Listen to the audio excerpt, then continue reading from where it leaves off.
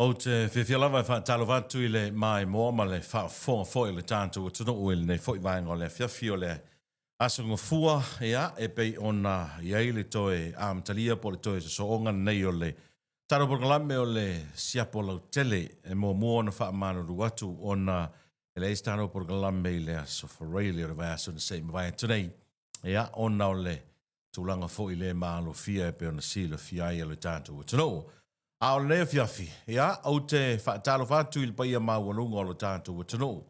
Le ngate Samoa nei ma Samoa ia tunu ma mao. Talo whātu nei ta māma tina mātu tua o le loa loa mana Lautele o lo tātou wa tunu. O lo mwhai na māua mai tātou whaatsalonga ma pāanga ma sani o nei Portugalame o le Siapo Lautele. Talo whafoi au auna le tua I whata whaitaulanga I fia. Ia I te tono Samoa ma Samoa ia tunu ma mao. Ia, mai se le usu ngā whono tele le kāle sia me tutisi le konferenisi lea ua ta ape ma ua tāu lunga I le justo whinga I le aso ana nafi e fo il tali tonunga ia e iei niso e kāle sia o lena tau mā vai le tūlanga o le loi mata malingi I ono si I tia fo I la tau whai whi au e peona mā sani ai ia le tusi tō whinga le kāle sia Ai ei fo I niso I kāle sia ua wha mā vai ma ua tā pena fo I wha mā vai ma nisi au auna le tua ia ona ua o I le taimi o tau sanga wha tāpula aina sanga lue ai e le tūlanga fo I le ua avea ma whaiwhi au mā lo lo manu mā lo. Tau tai ae mā lo le ona sai mā lo le ngā lulue mā lo fo I wha toa I nei ta mā ma nei tina fo I o whalitua mai la tau o le ua mā lo manu mā lo mai. Ia I ngā luenga le kāle sia sa tau tua mai ai, ia mai le tele o tau sanga. Ia I la tau foi ia ua maua nuu mawhio anga e ngā lurui ai, ila nei foi mai ai o le konferenisi, o mo le toi whaamurianga le proklame o le Siapo Lautele, ele nei vaenga o le afiafi. Pamalo foi le kāle sia o le Voice of Christ, ia I nā inu fau le foi sa usuia le la tau whono tanga, ele lava yaso na se mwai atu nei to tele lava nei o tāru tangata e malanga mai atu numa mau ia sa ma whaiona au wai mai I whono ia na usuia I te tono le tātou atunu. Mai te le fwoi so ani o le tūtau ta mau a ingo sa moa mai whono ia e ka le sia. E peo na usuia ai ia I lau whonua sa moa e lava yaso na se mwai atu nei. Ai whatalofa whapitoa al progalame o le Siapo Lautele le mai moa ma le whaafong mai o ana pa anga. Mai la tau e fia pea e whaasoa I lunga o le proklame o le Siapo Lautele. Lo e mai moa mai lunga o le tātou live I le nea fiafi lunga o le YouTube channel a le Siapo Lautele ma le tatalo o le proklame na ia share le tātou proklame e le ngata I te nofo e share I lunga o le Facebook o lunga o le YouTube fo I like ma follow le tātou page o le Siapo Lautele. Ai e whapena fwina e subscribe ani lunga o le tātou YouTube channel. Na pau ale o le vaenga e te talo per porkalame ma tu o lalo per porkalame ma malu ana paanga ma I la tau e mai mo ma whaafunga mai. Pea fwina u whai atu I le amatanga o nei porkalame. E aunga tā lava se manatu ma se tā ofi o le Siapo Lautele e whaaleanga ina se tamali anga o se tangata. Tusa lava po afa matalanga I la lafo ma whai mai ia matau wha matau foi matau wha leanga I le porkalame. Ai tu mau lava le wha ngia I le porkalame o whina ngalo o tangata. Paua leo le te talo, pe e te au mai, pe e te le au I le wha soa le Siapo Lautele.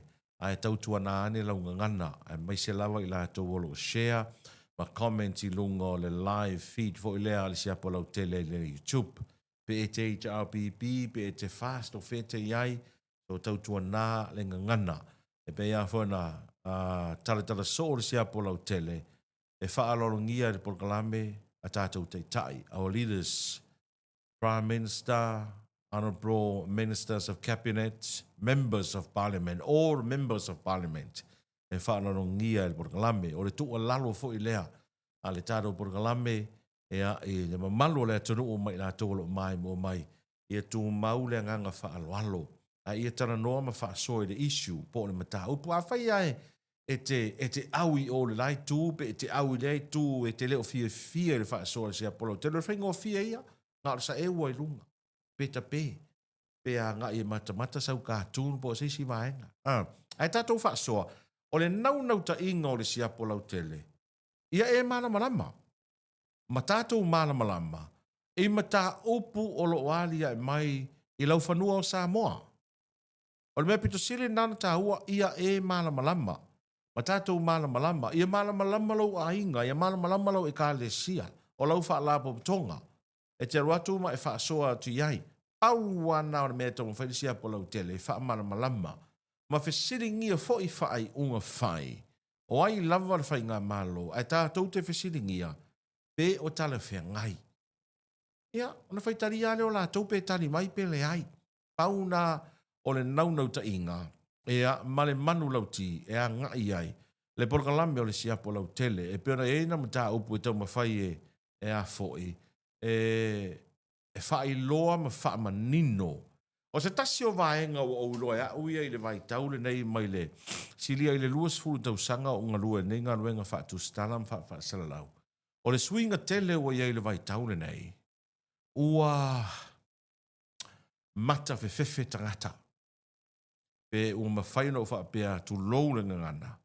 Ua para a ai tangata e wha leo lato finangalo.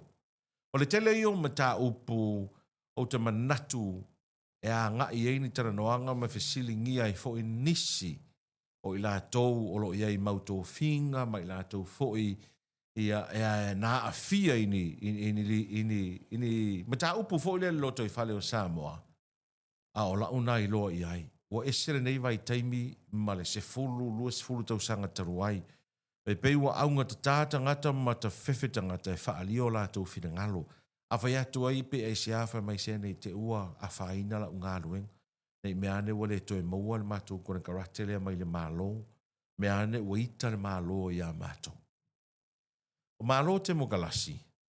E te taoloto lava e whaalia lo fina ngalo I se mata upu e te sila fia. E te tau na whaalia lo fina ngalo. E le te tau na tau mia o tātou manatu mo tātou fina ngalo. Se I vanga na lava le vaenga fuilele ua e whaaleanga ina pa ua e tau mawhai e te fame le character o se te tai o le malo. E le talia la e Siapo Lautele. A o lou tau mawhai e whaalia lou fina ngalo. E le mata upu. E te sila fia. O lau ai a te taule. Ai awane ia whai nai se isi tangata. Se whainga na masani ei mea nei o malo te mo kalasi. A o loo nai loa le vai tau nei. A tu sa le sfulu lima tau sanga taruai. Ua pala a ai ma ua mata fefe. Saro la ufa o ngā ina i ele upu lea o le mata fefe tu lou. Ua mata fefe tangata e whaalia o lātou fina ngalo. I mata upu o loo a fia i le loto I whale o lo tātou te no. E lua mata upu o te fia wha soama o tamu whau te tara noa i le fia fina. I ma whisiringia I fwoi le malo. Ma watu fwoi la ia e te tau mawhai o ia e whai eisau o e suenga, wheri ua I tau matau, wheri ua I leanga vale. Pe sa o le wha soa le Siapo Lautele pele ai. O na aru whai le oi e te tale tara noa ma e tara noa ma whaisa o e sa I le ringa. Aua nei au maia ni mau voi le au ni manatu nisi. Ai au mai ni mau foi le te loa e matua mau tutu ma malos e lango ai lau o e mau. O le whiawhi nei, o le whisili mua le progalame. O te toe whisili ngi ai. Le mata upulena o avatua mua le Siapo Lautele. Le alavana o avatua mua lava le Siapo Lautele. O le pone nei o te toe whisili ngi ai, po le whiawhi nei o toe whisili ngi ai. O malu tupe ale atu nuu I fono whaavai. O malu tupe ale atu nuu I fono whaavai. Te leilo po le ala utali. Te leilo po le ala utali na e tali e.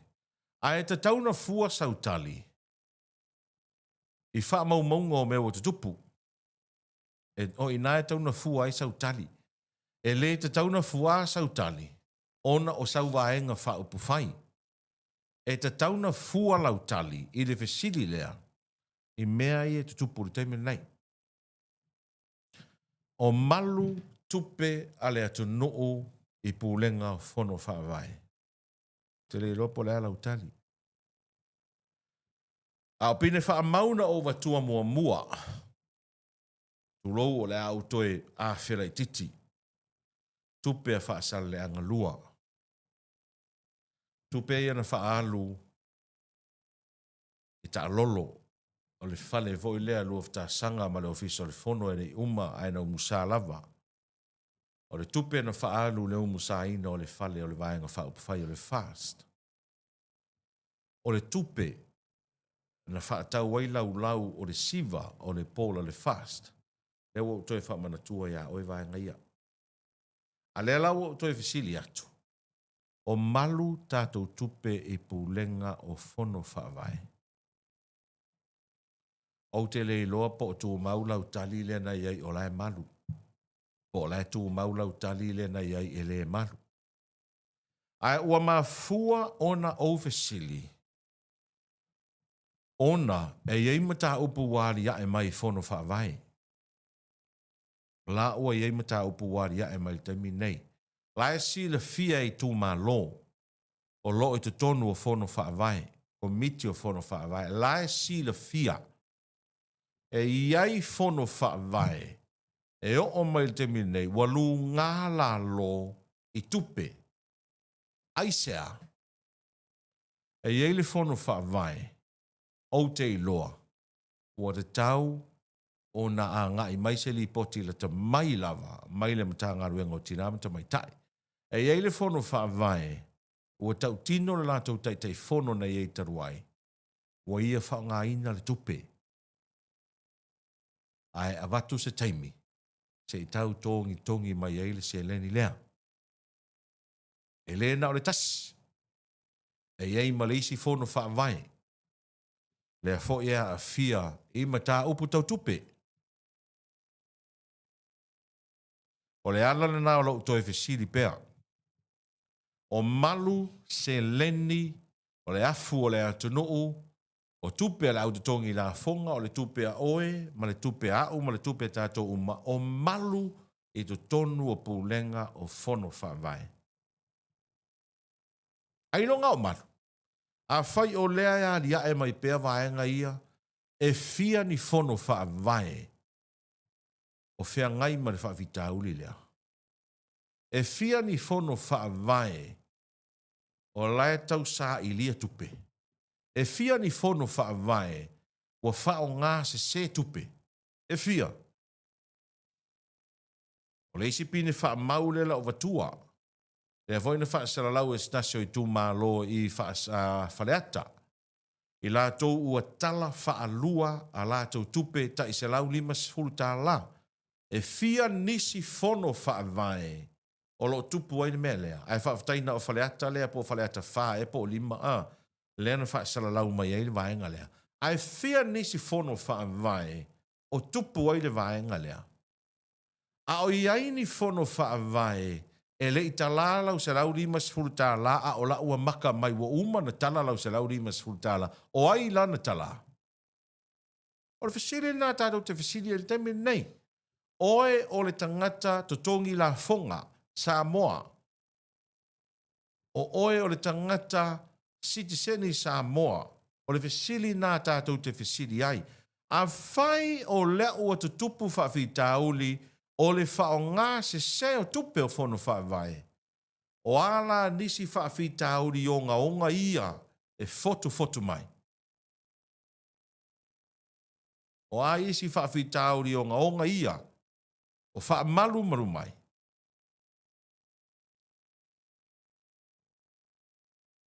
O le tupe lava e whao so ina eri tangata.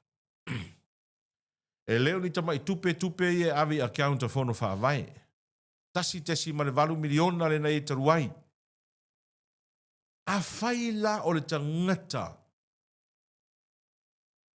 E le iwa aimo mua i sia tu ai ngā tupe. Sfa te tainga. Pele na ngata ale vai se furu afe po lua se furu afe po le leo se furu afe. Na ngata i nalo na managing ma tau ma whai e control tupe ia. Awa vai e konga account. Oh, lai. Wha maka e le whao so ina. Wha mata e le whao so ina. Ini loa. Seu mea. Se mea seu toa lua. Wha mata e le whao so ina. Leo o te tupu mai e whi tā ma whaingta. O mai sao ngā tupe. Wa mai tupe o le. Wa mai tusi o loans le bank. o la ise me tangori mai, o fea la isi me ongo kangori mai. O lo una ma salonga. Alea. E sa fai mai le fia se la wafe 4 miliono. Fa mata le o ile tupu o le fa fita uri ma fita ma lave ia. O malu tupe alo tātou atunu i fono fa vai. Tali hane oe fisili na. Tātou te o umalawa i lotu. E oe, tātou te wha longo ai la unga whai au. E te iloa whai ai, oe ia e, no e ka umai ai, low conscious pe sa o PCC. Se wanga nā awa e manatua oe e te au le mea se ma mea pōgi sana e fia o la sao. Ka lo whai. O malu tupe alo tātou atunu. Lua o lua tasi na amata ai le poloketi miliona. Lua tasi, lua tolu, lua wha, lua lima, lua ono. Ua teipo se li poti pāne mene o mea nei o tupe i o le miliona. Ua teipo i le pāne mene. Ai se mea. O a whea teipo ai, ka ilo. Ka ilo po a whea teipo ai. Wa le whai suenga mo mea audit report, le o kika. O mea ia a olonga teipo le pāne mene, ia ua whasa lau i tele lo mwhaina, excess umai le public. Wa maua sau kopi. Le ai. Ai sia, langa de i o pare menge, le ai maseli poki. Ai fia ngi mea o si pela mai li poki o kika o lai whale tonu ai. O lai leo sao ai o na whao ngā ina se leni matupe. Fia. Talo whae. Nau nau wha pena atu. E iai fono wha vai. Tau tino. Le taitai fono sa iai. Wa ia wha ngā ina le tupe a vau te me toe tongi mai ai. O le fisili e fia nisi fono wha vai o aria e mai me lea ka kaukere o iloa. E leo pisa. A tau pisa ne lunga e whai mai matai le te tono le fono wha vai. Shhh. O le pisa e maka ngā. Omi ai ngā. O le pisa keli. O le koe au mai eska kukupe. O ma tā upu ne e tauna matua sila te toa ele official lo ia sili le Attorney General whao ngā ina o tupe nei mai le tauna responsible ta ngata nei i le tūla fono. I le whao ngā ina o tupe nei leanga e leo se tupe se vaenga whao pufai. E leo ni tupe a se fono wha vai o le afu o le atunuu. O tupe o le afu o le atunuu o tupe a le au tutongi la fonga. E te taulawa o na tātou fesili ngia mafua anga paenga ia. Pa mai nisi e le lei poloketi o le miliona. Ana le lei. E le kukupu whaafika uri ia. Ana le lei.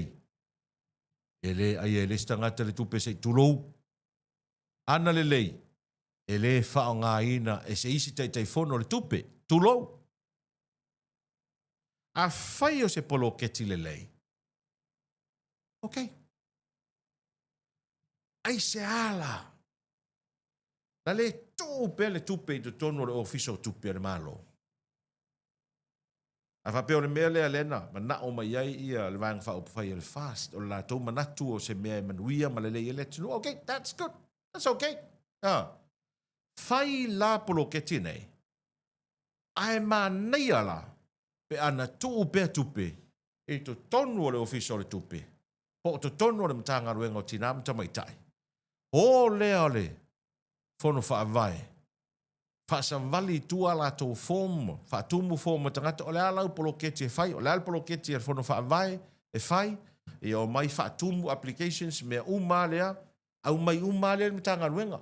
Teno uma mai me tanga ruenga, o le matou i tuma lo, le mau te mana, e whai matou vai ta ele, matou te mana o mia, se fitus furuafe o le fono wha vai, whai e vai ta ele. Okay, a mai langi quote na se tolu company e whaia vai taele, wako leo quote tolu, anko antima, po wai wako quote, e wha malia tu la fono. Na ave lola ia le tonu, okay, a wako lola ia lea, au mai lofa, mai lola maltala lofiso, mtanga ruengo tidam tamai tai. O le kupe sa usao a mai o mtanga ruengo tupe, o la tau e lo tea tupe. Ave lola ia leo quote nei, ia manu malo lolo company anko, Mai okay. Ya, wakolole o lima sfuruafe lea, o le tupe lea. Le la fai ei tau le tau vai. Le la watu mua le lima sfuruafe pe ave a toa le fitu sfuruafe. Fia le tutongi o le kamuta. Pai mai. Se fururu afe. Le lei. Au mai le invoice le kamuta. Ave sa o ele se fururu afe. O le isi tupe le te toi. E whaatau e tanga si ma materials. No winga e alu le bluebird. O isi se kampangi. A wako sa o ala siaki le kampangi. O ina malo. Ave sa o le kampangi. Aua nge ilo kea le kai fongo. Ma tangata ia le fono whaavai. Tupe. Aua nge i pai le kupe o lako rima. Au mai sa o a le quote. A wako sa o ala siaki. Ave le bluebird. Sa palai le bluebird. Po le SMI. Po ai lava. Waku ma le konge o ka muka. Au mai le siki. Ea. A o totongi fo i o tangata nei e whai ngā ruenga i fono whaavai. Ma tai fono. Aru waku sa o i mga ngā ruenga kai fo o a inga ma social affairs po le ia le o sui e neni tanga ruenga te dam tamai tai aru waku sa o i te tongi aru gongo le bank awangi a vea i o se account o fongo wha vai umar paro keki mua whai aku reo mga ngā ruenga okay ko kumalo lea whai marika ko ripoki kala kuskusi o le kupe renga wha alu vaenga uma pu e mai ako ngā ruenga mea uma au mai ngai kong mai ia leo pasia kakara leva ngoa mo isi polo keki saloango se whainga whapenga e tau whio lolo e lote uma e matanga ruenga o tupe mwha so atu tupe au ana iei se ava no le tai fono le sui tai fono ma le au whainga ruenga le fono wha vai e tango lima ai le tupe o le ala le mea leo o iei ne ia ngango whapenga aku au le mena leo tupu nei le taimile nei ua tango lima le isi tai fono le tupe ale sili e fia. A lea fo i la se tala. Lea se tala ale tu malo. Lea se tala to i ina o whaia upo le tu malo. Ea. Fia si au mea ngamaua e le kai fongo. Ia wane si mele leo tu lai mai. Tu lo. Nuu ma fio anga mai tu malo. Wo oi matai tu lo e lea fia uma fuanga sa uvamtala. O isi matai ia i to tonu o fono wha vai. E whea koe mai, a wore pisa kele. I loa e koe inga, le koe whiriwhiria ka ko a wore pisa kele. Omi maalia i lalo sia ka ko makau. O mea ngā reo kupungi. Aisia. Mea nge wa misi mea kanga. Mea nā leo tupu le tai mele nei. O fo ia i matai to tonu o fono wha vai o le mawhai on na tautara sao.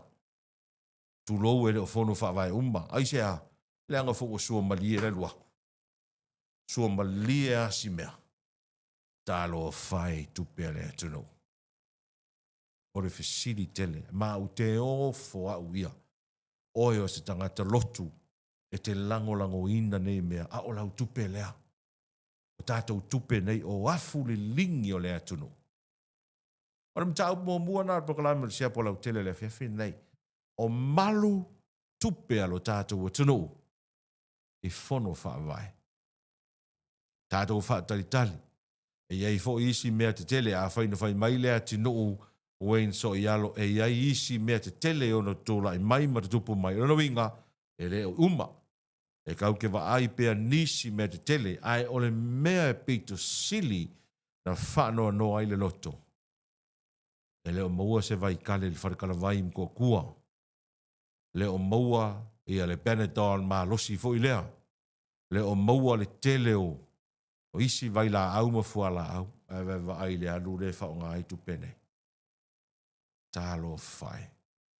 Tālo whai tupulanga lalo wa oa le tātou watunu.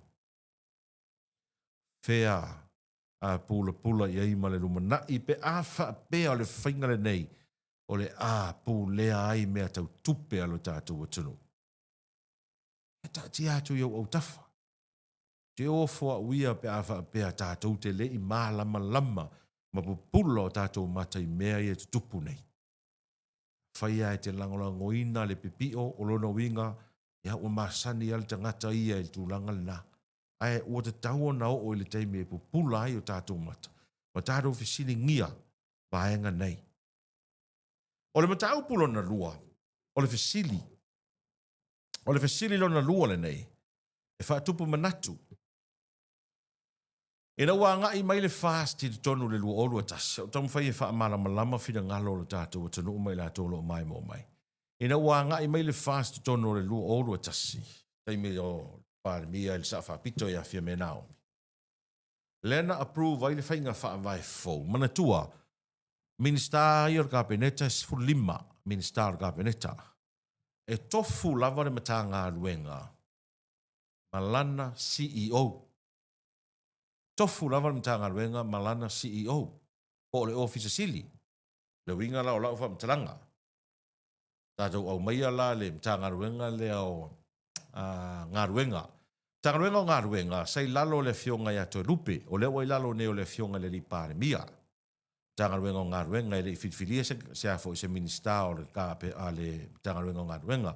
O matanga ruenga o ngā ruenga, e te lei o matanga ruenga e au fia lalo le sekta lea. Ea, o matanga ruenga ne i au fia i lalo le, o le afo, i le wha malu le o matanga ruenga o ngā ruenga. O le LTA, Land Transport Authority, e iai lana CEO. E iai al CEO o le matanga ruenga leo le LTA. E leo iai la staimine e walo wha mawai le CEO. E iai al CEO. O le office sili. O le matanga ruenga o ngā ruenga te tele le malo. Ministry of Works. E iai foi lana CEO. Le iai nei lea le fionga ia mau. O le matanga ruenga po le whaalau tonga o le marosianga tau e le tise. Le EPC. Le iai nei fau mui. O le purasili, o le CEO. O le pulenga o le suavai, la iei namula ulu. O le vaenga o le Airport Authority, la iei tu manu vau. Ai mai kaua mai ngila, o matanga ruenga te tele a ia le malo, e lalo le wha malu lea, o matanga ruenga o ngā ruenga le malo. Le ta uai le minister, o le Minister of Works, ia po o le minister o ngā ruenga te tele le malo, ia e au fia umai ala ia, foi. Au nanga ese nei. Le mtanga ruenga foi na lesa ia ile fionga ia olo fiti pa ai taruai. Ia ona ngai mai lola ia le ole pa inga le we nei te sanga na se vatsi. Filia lo i to lupe o temi nei. Ona ole solo ia no fo le fionga ia to lupe. Ole we nei le fionga le pa mia. Tanga ruenga umale ole winga la tala. Ole te tau mo moni atu. Ona ole fainga fa vai fo. Na ngai mai male fast de lua olua tasi lea e o mai le taimi nei lea o wha awawai. O le whainga wha awai lea e ese le CEO, ese le advisor. Ese le CEO, ese le advisor po o le faufautua. Faufautua ese le CEO, ese le advisor. O la to tongi nei ia CEO o mtanga ruenga le malo po office sili. O la utau mai tau atu e ne, wai to se furu fa ia minister ka peneta. Se lau manu tupu afe ia to tongi o minister. La il temi nei. Ok, loa a fa o popo fa kasi ko kongi o minister ko furu fa la il temi nei malako benefits malako laungi ok longa e over male miliona. Por kaula kalaka i le 2 miliona pe a. Ai fia te tongi o le CEO. Tele o CEO o le te tongi la i le temi nei o le selau luas fruafe. Anga i selau lusu faafe. I le tausanga. E ese mai aia na ia benefiti. Tato faitaura le selau luas fruafe le CEO. E iaini ana a CEO. Po opure lua. Yes. O le tele o mtanga ruenga le malo, e le tasi se ACEO. Tai peila o mtanga ruenga le lo puna ofa natura ma se o manga. Masalo o mtanga ruenga nga a le fiku po le valu po le iwa foi, po le se fulu foi. Anga ACEO la iei. E fai se tele. E tai fia te tongi la iei ACEOs. Po pule lango. Ofisa sili lango. Iwa se fulu montopu afe, po le iwa su fa afe. Te tongi la iei te mele lai. E fia la to tongi o advisors faufautua a minister. Fai mailes fa mtalanga o la to tongi le level o ACEOs. No ingo le iwa su faafe. Ai o mai le fa maunga e le taimi na pasialo iai le advisor po le chief of staff Ale sa fa pito a vem paramia ile tau sanga e luolo tasi e valu se fulu lima afe. A faila e valu se fulu lima afe te tongi o advisors olo i name a minister. Fa tele ile se fulu fa minister e fia lazy extra money ale malo le alu advisors. 1.19 million tala. 1.19 million tala. Whaopopo toi mo le 4 miliona. La e alu i ACEOs. Le isi 4 miliona la e alu i CEOs. Ma le 4 miliona la e alu i minister. Ale le si oki le vaitale. Le il te minaru a lua ita le minister le into le papers e tulou. Le ise fai te toa le fale le ta ua le fale mai se tulou. Fia tu tongi e alu i. 4 miliona i e sa saai. O le a o le ta ua tele le vaenga le ai CEO ma ai CEO. Le anga o mea e mana o mia e matanga ruenga le malo. Ai o le whainga wha vai le ana toi au mai ai advisors. O whai si taunga tā tele mo Samoa. Very expensive. Whai si taunga tā tele mo lo tātou o tunu. A o le fasili. Ai se a mea mana o mia ai ene minister tu lou se advisor. Se fau tua. Ai leai se tangata pito sili ona mala malama i le matanga ruenga nai lo le office sili.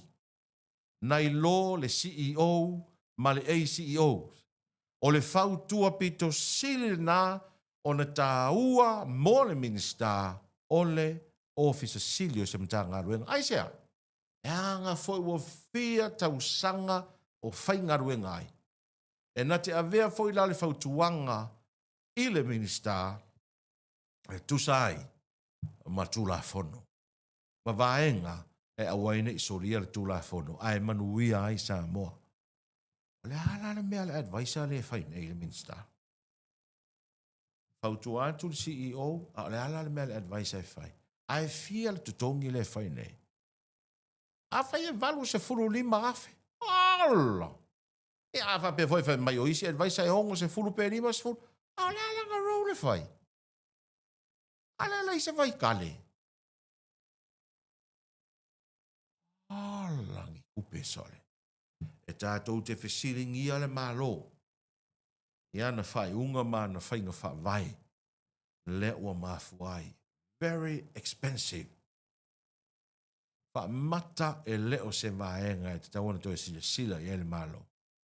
O le fionga i le panemia. E lua na advisors. A fai le ta i valus furu lima afe te tongi advisors i e lua. Fa o popo e ma le tongi o le CEO. O ka wokai. Ala ola e se kokongi sole. E mana o mia minister ia fau tua po i advisor.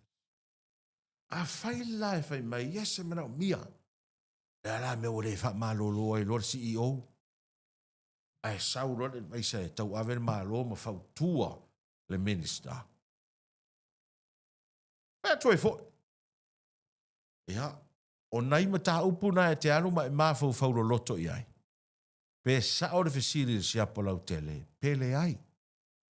Awa pe fo i te le fia il fesiri. E anu le te su e avai oe ia. Me tango e fua i lo a inga ia so uma ma lo walatu il fale taravai e le ise vai tali. Le ise Panadol extra. Le ai isi vai. O le kere kupe ia sa ai i pūlenga ia. Vaenga lona sfuruvalu na borgalame o le Siapo Lautele. Ia il tantanunga ma ua lunga ma le te talo nei borgalame. Talo sia o wha mala maina whina ngalo ma le mai mo mai o le tātou o tano. Se isi wha waponga al borgalame o le Siapo Lautele lona vaenga sfurumana iwa. E mai mo i il tau le wha i le fia tai au.